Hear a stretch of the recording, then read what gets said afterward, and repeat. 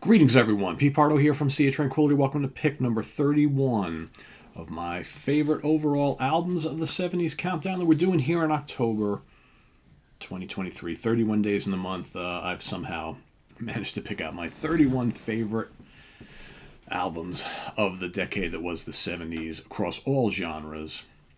Nearly an impossible task.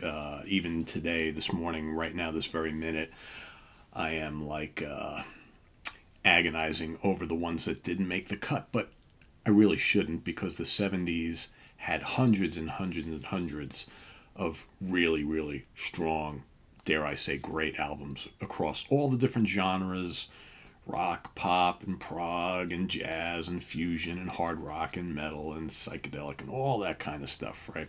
Folk, you name it.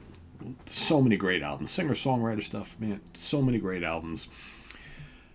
This was a Herculean task. So I just got to the point where I'm looking at like my list of honorables that didn't make the cut, and I'm like, is there a way I can kind of switch something? And I'm like, you know what?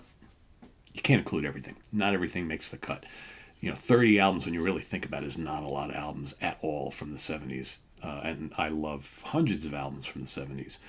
But, got to somehow draw the line and just stop overthinking it. So there's some that I love a lot that didn't quite make the cut. I'll mention some. My honorable mentions list could be hundreds long, so I might have a list of 20 or so that didn't quite make the cut, but we'll do that all the way at the end. So today, for pick number 31, this was the second album from this American band, released September 23rd, 1970, recorded at Wally Heider Studios in San Francisco and Pacific Studios in San Mateo, produced by Fred Catero and Carlos Santana, Abraxas by Santana.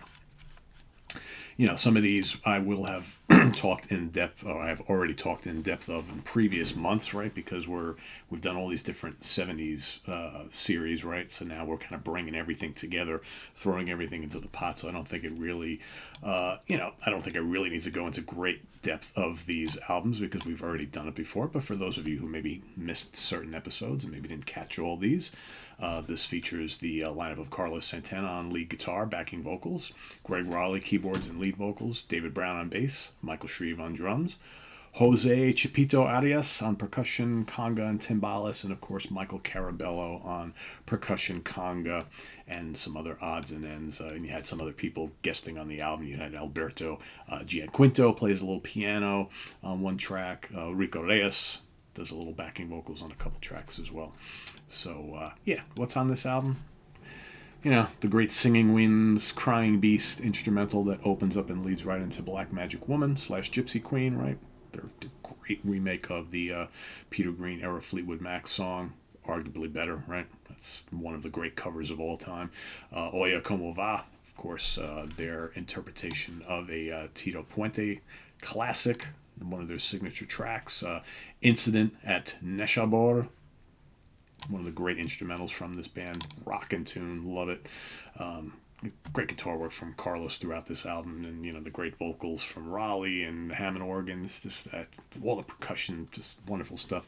Se Acabó starts off side 2, killer song. Mother's Daughter, Samba Pati, another great Carlos instrumental, one of his signature guitar instrumental songs. Hope You're Feeling Better, great rocker, and then of course El Nicoya to finish it all off. Great album. Absolutely great album. Had to be on my list somewhere. Charting position: Australia, number 1. Canada, number 3. Dutch charts, number 3. Finland, number 2. France, number 7. Germany, number 4. Italy, number 4. Japan, number 7. Norway, number 3. UK, number 7. And in the US Billboard charts, made it to number 1. Certifications: Canada 3 times platinum, 300,000 units sold. France platinum, 300,000 units sold. The UK gold, 100,000 units sold. And here in the States, 5 million copies sold, 5 times platinum.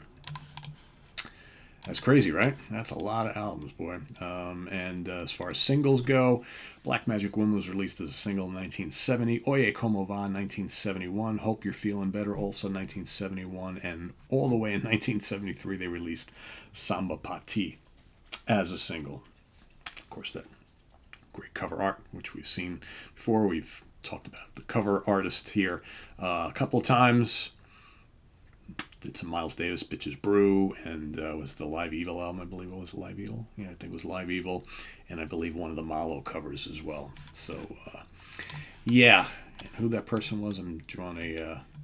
that is Matti Klarwein, German-French painter. Klarwein, Matti Klarwein, something like that. So anyway, there's your pick for today, pick number 31. Let us know what you think of Abraxas down in the comments below, as well as your pick for 31 here as we count down our favorite overall albums of the 70s.